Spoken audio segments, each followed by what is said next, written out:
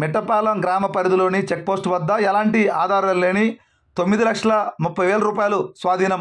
ఇక పూర్తి సమాచారం మేరకు పల్నాడు జిల్లా చిలకలూరిపేట నియోజకవర్గం చిలకలూరిపేట మండల పరిధిలోని మిట్టపాలెం గ్రామ పరిధిలో గల మిట్టపాలెం చెక్పోస్ట్ వద్ద వాహనాలను రూరల్ ఎస్ఐ రవికృష్ణ శనివారం సాయంత్రం 5 గంటల సమయంలో తన సిబ్బందితో కలిసి తనిఖీ చేస్తుండగా చిలకలూరిపేట నుండి పెదనందిపాడు వైపుకు వెళ్తున్న ఏపీ 39 SV 2259 నెంబర్ గల కారులో నల్లపనేని సుబ్బారావు అన్నవరం గ్రామం పెదనందిపాడు మండలం గుంటూరు జిల్లా అను వ్యక్తి వద్ద